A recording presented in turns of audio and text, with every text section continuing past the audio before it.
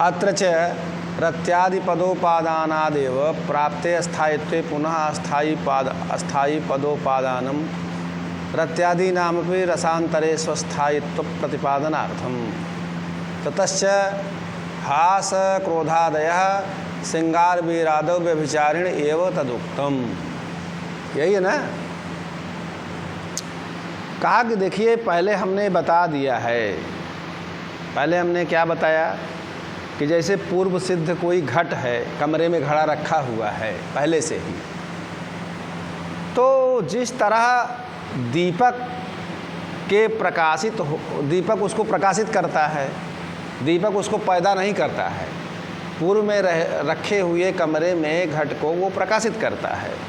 उसी तरह प्रतीति के पूर्व रस प्रकाशित नहीं होता है। ठीक है ना। अब ये वह है कि पूर्व कारिका में जो रति आदि पद के ग्रहण से ये कहा गया है कि रत्यादि पदोपादानादेव प्राप्ते अस्थायित्वे, अस्थायित्व की प्राप्ति होने पर भी, अस्थाई भाव है ना, रति आदि अस्थाई भाव हैं, कि इसके अस्थाई भाव प्राप्त होने पर भी कहा कि अस्थायित्व पुनः अस्थाई पदोपादानम रत्यादीनामपि रसांतरे स्वस्थायित्व प्रतिपादनार्थम। कहा कि अस्थाई पद का ग्रहण जो है अर्थात रति आदियों का भिन्न रसांतरेस्व अन्यद रसम रसांतरम तेषु रसांतरेषु, कहा कि रति आदि का भिन्न रसों में अस्थायिता नहीं होती है। जो जिस रस का स्थायी भाव है वो उसी रस में अस्थायिता उसकी होती है, भिन्न रसों में उसकी अस्थायिता नहीं होती है। यह प्रतिपादनार्थम, ऐसे बोध के लिए, जानने के लिए, जैसे ततश्च हास क्रोधादया श्रृंगार वीरादौ व्यभिचारिण एव, जैसे हास्य रस का स्थायी भाव हास है, हास्य रस का स्थायी भाव हास है, और रौद्र रस का स्थायी भाव क्रोध है। रौद्र रस का स्थायी भाव क्या है? क्रोध है। लेकिन उसके यह भाव है, परंतु श्रृंगार रस जैसे होता है, वीर रस है, ये इसके अस्थायी भाव नहीं है, ये इसके व्यभिचारी भाव हो सकते हैं। माने एक जो रस होता है वो तो प्रधान होगा, लेकिन और सब जैसे ये श्रृंगार रस है, वीर रस है, ये इसके व्यभिचारी भाव हो सकते हैं। माने सहकारी भाव, सहायता करने वाले, ठीक है ना। तो वो अस्थाई नहीं होंगे, व्यभिचारी भाव होते हैं। ये बात बता रहे हैं। तदुक्तम, जैसा कि कहा गया है। क्या कहा गया है? रसावस्था परम भावः स्थायितां प्रतिपद्यते अस्य स्वरूप कथन गर्भम आस्वादन प्रकारः कथ्यते। जैसे देखिए कहा रस की अवस्था, रसावस्था परम भावः, रस की अवस्था जो होती है वो क्या है? रस की अवस्था जो है प्राप्त करना, ये परम भाव है। अर्थात रस की अवस्था को प्राप्त करना ही अस्थाई भाव होता है। अस्थाई भाव ही रस की अवस्था को प्राप्त कर सकता है।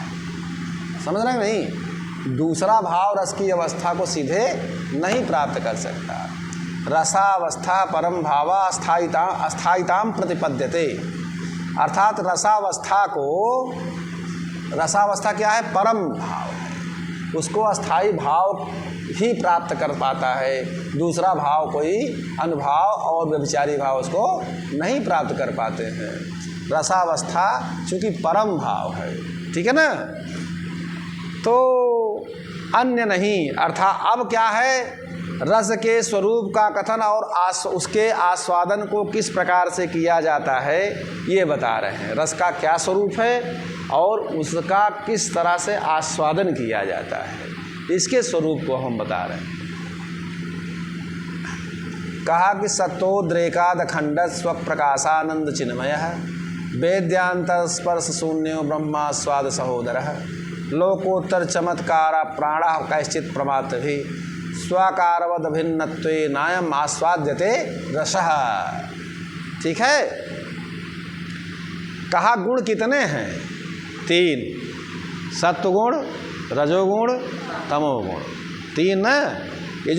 ये प्रकृति है, सत्व रजस तमसाम साम्यावस्था प्रकृति। तीनों गुणों की जो साम्यावस्था है वो प्रकृति है। तो प्रकृति में 3 प्रकार के गुण पाए जाते हैं। तो कहा कि सत्तोद्रेकादखंड स्वप्रकाशानंद चिन्मय। सत्व गुण के आधिक्य 3 गुण हैं, तो वहाँ रजोगुण तमोगुण दबे होते हैं। जब 2 गुण दबे होंगे तो 1 गुण का आधिक्य होगा। उद्रेक माने आधिक्य। तो सत्व गुण के आधिक्य होने पर सत्तोद्रेकाद अर्थात रस का क्या नाम से स्वरूप के कथन और आस्वादन का प्रकार किस लिए कैसे होता है, इसको हम बता रहे हैं कि सत्व गुण के आधिक्य होने पर, आधिक्य से और क्या होगा, और कैसा है वह? कहा अखंड। वो कैसा है? सत्व गुण का जहाँ उद्रेक होगा, आधिक्य होगा, अर्थात तमोगुण भी रहेगा, रजोगुण, लेकिन वो दबे होंगे सत्व गुण से। जैसे शरबत बना रहे हो, पानी है, चीनी है, तो वहाँ चीनी अगर ज़्यादा कर दोगे तो नींबू भी डालोगे तो मीठा अधिक तो रहेगा, उसको दबा देगा। वैसे सत्व गुण को जो है उन लोगों तमोगुण रजोगुण को दबा देता है। और कैसा है वह? कहा कि अखंड है, अखंड स्वप्रकाशानंद चिन्मय है, और स्वतः प्रकाश वाला है, उसको स्वयं प्रकाश वाला है, स्वतः प्रकाश वाला है, किसी के द्वारा वो प्रकाशित नहीं किया जाता। जैसे दीपक से घट को प्रकाशित किया जा रहा है, इस तरह से दूसरे के द्वारा वह प्रकाशित नहीं होता है, वह स्वतः प्रकाश वाला है, अखंड है और स्वतः प्रकाश वाला है। और क्या है? प्रकाशानंद चिन्मय है, स्वप्रकाश है, स्वप्रकाश वाला है, आनंद चिन्मय, आनंदमय है। मैट प्रत्यय जो है स्वार्थ में है। प्रकृति जन्य बोधे प्रकारी भूतो भावः। प्रकृति का जो अर्थ होता है वही जो है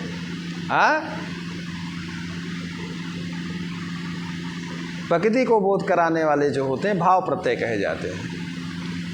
तो आनंदमय है, चिन्मय है। चिन्मय माने, चिन्ह माने, चित्त माने होता है ज्ञान, अमय माने स्वरूप, अर्थात ज्ञान स्वरूप वाला है।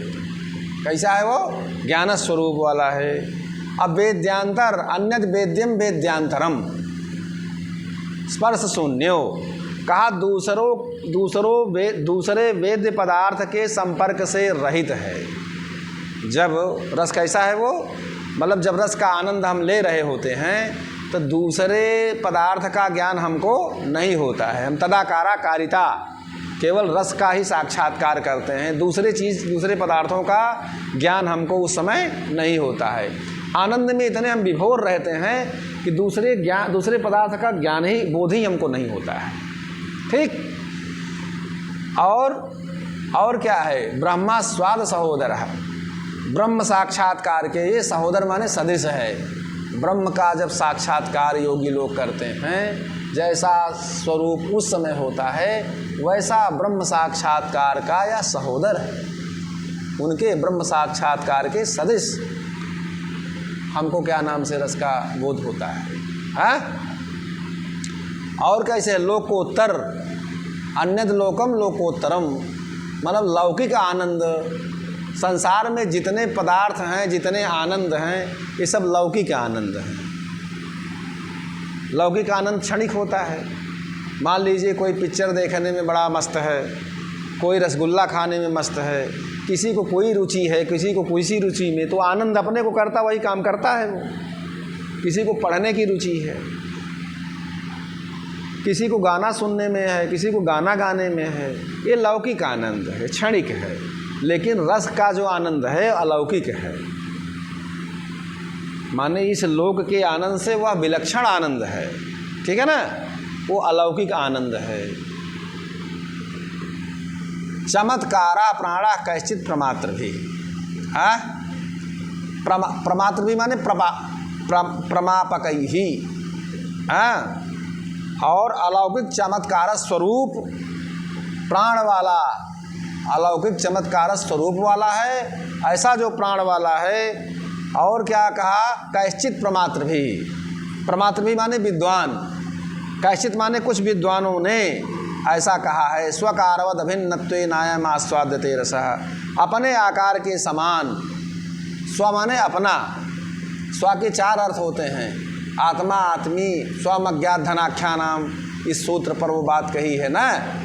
तो स्व माने अपना, तो अपने आकार के समान और अभिन्नत्वे नायम आस्वाद्यते रसः, अभिन्न रूप से आस्वादन किया जाता है, ठीक है ना। अयम आस्वाद्यते रसः, तो कहने का मतलब ये है कि अयम आस्वादन प्रकारा, ठीक है ना। तो नायम आस्वाद्यते रथ, आस्वाद्यते माने अनुभूयते, रस का अनुभव किया जाता है। क्या होता है, इस तरह से रस का अनुभव किया जाता है, अर्थात साक्षात्कार किया जाता है। विद्वानों ने अपने आकार के समान अभिन्न रूप से आस्वादन किया जाता है, ऐसा रस के विषय में कहा है। कहा रजस तमोभ्याम अस्पृष्टम मना सत्वम यहोच्यते, एक तो प्रकारो बाह्यमेय विमुखता पादका कश्चन अंतरो धर्मा सत्वम। कहा सत्वगुण किसको कहते हैं, सत्वगुण किसको कहते हैं। कहा कि सतो रजस तमोभ्याम अस्पृष्टम मना सत्वम यहोच्यते।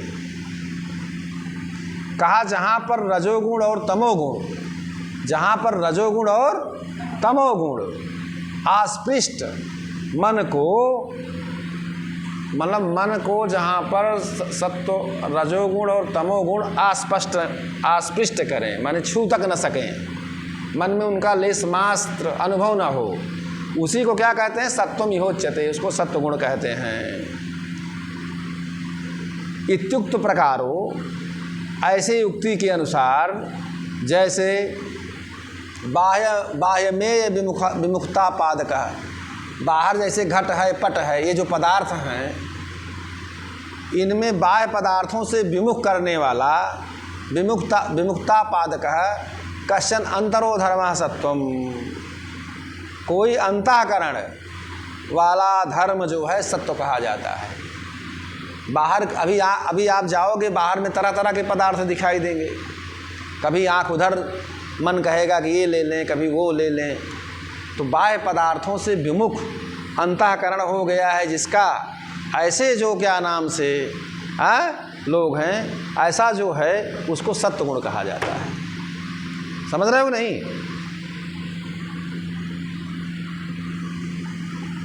तस्योद्रको रजस्तमसी अभूय आविर्भावः, कहा उसका माने किसका, रजोगुण और तमोगुण को, ऐसा उसका उद्रेक, किसका उद्रेक, रजोगुण का जब आधिक्य होता है तब क्या होता है, रजोगुण और तमोगुण को दबा करके सत्वगुण का प्रादुर्भाव होता है। जब उसको दबाएंगे तभी तो आप ऊपर आओगे, और पता लगे जो आपसे बलशाली हो जाएगा तो उसका प्रभाव हो जाएगा। अर्थात जहाँ सत्वगुण का प्रादुर्भाव तब होता है जहाँ पर रजोगुण तमोगुण को दबाता है, तब सत्वगुण का प्रादुर्भाव होता है, ये बता रहे हैं। उसका यह हेतु है, ठीक है ना। अत्र च हेतु माने कारण, तथाविध अलौकिक काव्यार्थ परिशीलनम। कहा वैसे अलौकिक काव्यों के अर्थ, अलौकिक काव्यों का क्या अर्थ है, कहा विभाव आदि का परिशीलन। जिसे हम लोक में कारण कार्य सहकारी सहयोगी कारण कहते हैं, काव्य में उसको हम विभाव, अनुभाव, सहकारी कारण कहते हैं। इसीलिए अलौकिक काव्यों को अर्थ का जहाँ पर हम परिशीलन करते हैं, परितःशीलनम परिशीलनम, ठीक है ना। और कहा कि यहाँ पर अखंड क्यों कहा, लक्षण में क्या कहा है, लक्षण में कहा कि अखंड स्वप्रकाशानंद चिन्मय। तो अखंड क्यों कहा, अखंड न कहते खंड कहते, खंड खंड आनंद। लौकिक आनंद क्या है, कभी किसी चीज़ में आनंद है, कभी किसी चीज़ में का आनंद है, अखंड आनंद नहीं न है। लेकिन रस जो होता है अखंड आनंद स्वरूप।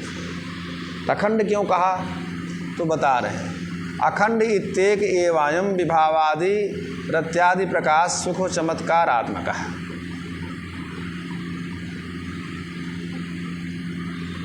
कहा कि देखिए, अखंड कहने से विभाव आदि भावों का, रति आदि अस्थाई भावों का जो प्रकाश, सुख और चमत्कार स्वरूप है वह एक ही है। वह क्या है, अलग अलग नहीं है। विभावादि जो है, रत्यादि प्रकाश सुख चमत्कारात्मक है। कहने के बाद वह कैसा है, प्रकाश स्वरूप है, सुखद स्वरूप है और चमत्कार स्वरूप है। अर्थात एक ही स्वरूप है। जहाँ चमत्कार को नमस्कार, जहाँ चमत्कार होगा वहीं प्रकाश होगा, और जहाँ प्रकाश होगा वहीं सुख होगा।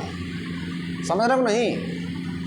और क्या है, अत्र हेतुम वक्ष्यामः, इसके हेतु को, कारण को हम आगे कहेंगे।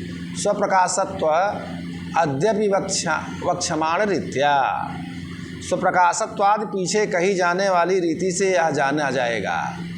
चिन्मय इति स्वरूपार्थे मयट।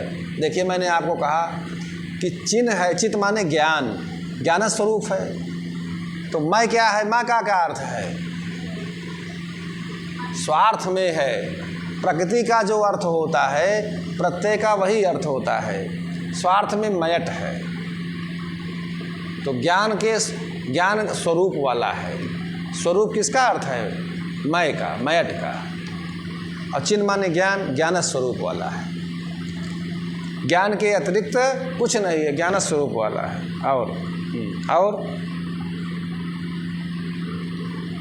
और क्या कहा, चमत्कारश्चित्त विस्तार रूपो विस्मय अपर पर्यायः।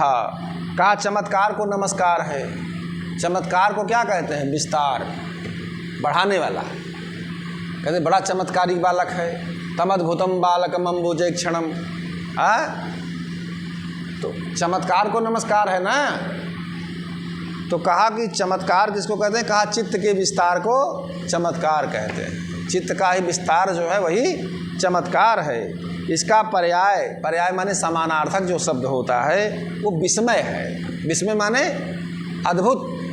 जैसे कि किसी बालक को देखिए, जैसे चाणक्य है, कौटिल्य, गूगल बॉय है, तो चमत्कारात्मक है कि नहीं, विस्मयात्मक है। करे इसको सब याद है, अभी कुछ भी पूछिए सब बता देता है, तो आश्चर्यात्मक है कि नहीं वो। तो कहा कि रस में चमत्कार ही क्या है, प्राण है। रस में चमत्कार ही प्राण है। तत्प्राणत्वंच अस्मद वृद्ध प्रपितामह सहृदय गोष्ठी गरिष्ठ कवि पंडित मुख्य श्रीमन्नारायण पादरुक्तम तदा धर्मदत्त स्वग्रंथे। इस बात को हमारे वृद्ध प्रपितामा सहृदय विद्वानों की सभा के श्रेष्ठ कवि पंडित श्री नारायण जी ने भी ऐसा कहा है। क्या बात कहा है, कहा कि तदा धर्मदत्त स्वग्रंथे। यह बात धर्मदत्त ने अपने ग्रंथों में भी कही है। क्या कहा है कि रसे सारस चमत्कारा सर्वत्राप्यनुभूयते तच्चमत्कार सारत्वे सर्वत्राप्यद्भुतो रस तस्मादद्भुत मेवाह कृति नारायणो रसम। रस में सार ही चमत्कार है। यह कौन कहा है, धर्मदत्त, पंडित धर्मदत्त ने भी कहा है। इस बात का सर्वत्र अनुभव किया जाता है। सर्वत्र अनुभूयते, अनुभूयते माने अनुभव किया करने जाता है। रस में चमत्कार ही सार है, सार तत्व है। मुख्य तत्व क्या है, चमत्कार। और चमत्कार में प्राण होता है। या सर्वत्र अनुभूयते, इस बात को सभी जगह अनुभव किया जाता, केवल हम ही नहीं कह रहे हैं, सभी जगहों पर इसका अनुभव किया जाता है। तच्चमत्कार सारत्वे सर्वत्राप्यद्भुतो रसः, इसमें चमत्कार ही सार होता है, इसीलिए सर्वत्र अद्भुत रस ही होता है। अद्भुत रस को ही वो प्रधान मानते हैं, क्योंकि अगर अद्भुत नहीं है तो उसमें रस का कोई मतलब नहीं है, और अद्भुत नहीं होगा तो चमत्कार नहीं होगा, तो चमत्कार होगा उसमें प्राण होगा। तो इसीलिए जो है इस बात को सर्वत्र ही अद्भुत रस का अनुभव होता है। इस कारण विद्वान नारायण ने रस को अद्भुत ही कहा है, मुख्य रूप से अद्भुत ही कहा है। तस्माद अद्भुत मेवाकृति नारायणो रसम, इसीलिए नारायण पंडित ने क्या नाम से अद्भुत रस को ही मुख्य रस माना है। समझे? कैश्चित प्राक्तन पुण्यशाली भी, कुछ प्राचीन पुण्यों से क्योजनों से जैसे कहा गया है कि पुण्यवंतः प्रमीणवंती योगिवद रसंततिम, जैसे पुण्यात्मा लोग, जो पुण्यात्मा लोग होते हैं यो योगियों के समान क्या करते हैं, पुण्यात्मा लोग योगियों के समान श्रृंगार आदि जो रस हैं उनकी परंपरा का साक्षात्कार करते हैं। योगी क्या करता है, जब वो समाधिस्थ होता है, योगश्चित्तवृत्ति निरोधा, जब योगावस्था में वो बैठता है और समाधि में जब रस का साक्षात करता है, तो या तो पुण्यात्मा माने जो सहृदय लोग होते हैं, वो काव्य के तत्व को जानते हैं, रस का आनंद लेते हैं, या तो जोगी लोग जो है ब्रह्म साक्षात्कार करते हैं, उसी को कह रहे हैं कि योगी जो होता है शुद्ध ब्रह्म को स्वप्रकाश आनंद चैतन्य रूपता का साक्षात्कार करते हुए उस प्रकार जैसा करता है, उसी प्रकार से पुण्यवंता प्रमीणवंते योगिवद रसंततिम, उसी तरह पुण्यात्मा लोग रति आदि से चित्तित रस का आस्वादन करते हैं। जैसे योगी जब ब्रह्म साक्षात्कार समाधि में ब्रह्म साक्षात्कार करता है, वैसे जो पुण्यात्मा लोग हैं काव्य में रस तत्व का वो साक्षात्कार करते हैं। समझ रहे हो नहीं? पुण्यवंतः प्रमीणवंती योगिवद रस संततिम, तो जैसे क्या नाम से योगी जन ब्रह्म का साक्षात्कार करते हैं, वैसे जो पुण्यशाली लोग हैं, जे खलु सहृदया संति, सहृदय लोग हैं, वैसे वो रस का साक्षात्कार करते हैं। चूँकि रस का अनुभव क्या साक्षात्कार सीधा करते हैं, प्रत्यक्ष साक्षात्कार। मतलब ये होता है कि रस का जब हम साक्षात्कार करते हैं तो जो साक्षात्कार का आनंद है वो अनुमान में वो बात नहीं है, साक्षात्कार करते हैं वो जो काव्य तत्व को जानते हैं, ऐसे जो पुण्यशाली लोग होते हैं वो करते हैं। अर्थात योगी के समान जो ऐसा काव्य तत्व वेत्ता लोग हैं वो रस का साक्षात्कार करते हैं। बस करिए यार, क्योंकि वीडियो